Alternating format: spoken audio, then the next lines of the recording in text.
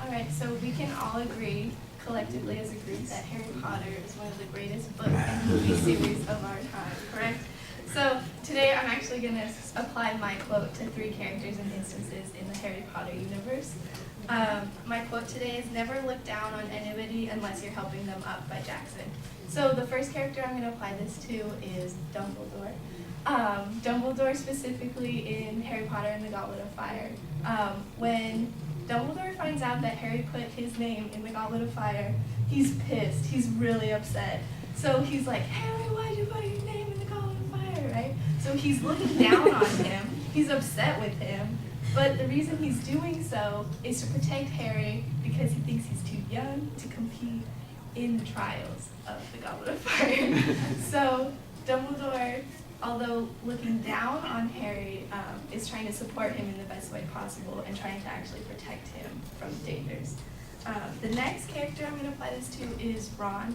Ron Weasley, Harry Potter's best friend. And in one of the final movies or books, either way, I don't know what kind of fan base we have here,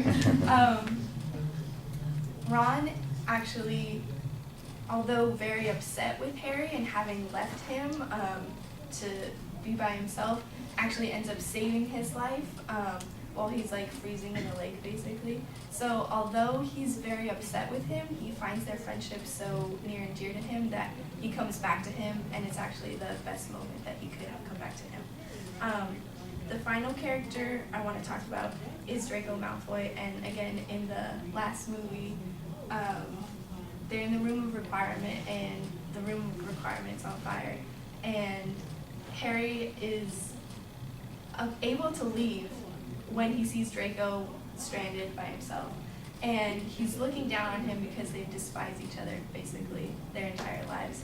But in that moment, Harry decides to save him, which is really awesome, and so I think that kind of goes to show what kind of character Harry has and what kind of character all the characters have throughout the entire series. So I think it's also a good lesson that we should take away for ourselves, that don't judge people and try to help them out in the best way you can.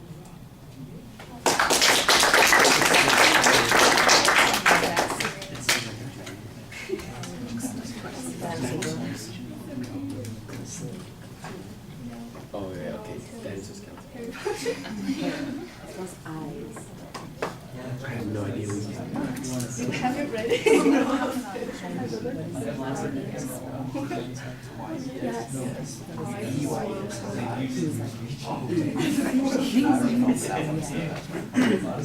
already like it. I'm like scared to go again. What if I do it again? Then you get 2 Fs. Pick the brain. Do you think it really fun that? Wait, no.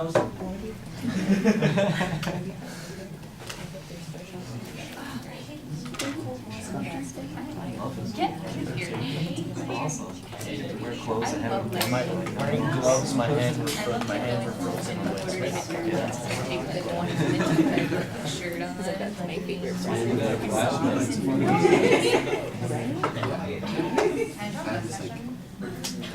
Congress. But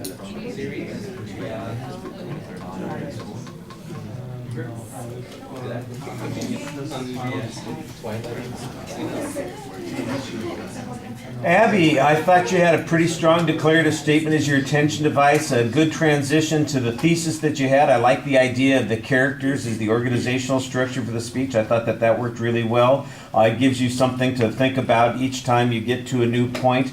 You tell a little bit of the story on those things. There's probably additional details that you could provide to make it more interesting and maybe do a little bit more comparison, but it's very well organized, and I thought you had, like I said, good ideas to get into to reflect the idea that you were talking about or the thesis that you had. Presentation issues, I thought that you started off pretty effectively with the variety in your voice and the volume that you're speaking at. It dropped off a little bit during the speech, and so it's not quite as energetic. but it's always very fluent, which I appreciated. I thought that you made an effort to kind of keep it going. And since you had an organizational structure and knew where you were headed on each point, I didn't think there was any problem when you were making those transitions. You usually sounded like you knew exactly where you were headed for the next point and what you were going to say on that particular point. There are lots of indicators and descriptive gestures, so I thought you did a pretty good job there. Maybe could be a little bit more involved, but there was nothing that was problematic about it.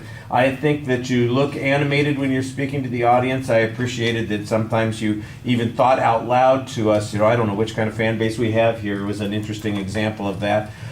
Your posture from the beginning, you basically have a lot of energy in your posture. I think you could be a little bit more deliberate in some of the movements that you have, to either use them as transitions or to step forward to emphasize a particular point. Most of it is, like I said, the energy comes out sort of like descriptive gestures, and I thought that it worked okay, but there are some times when there were other things that might have worked a little bit more effectively. The conclusion of the speech, I thought there was a solid summary and a reminder of the point that you were trying to make at the end of the speech. All right. And of course,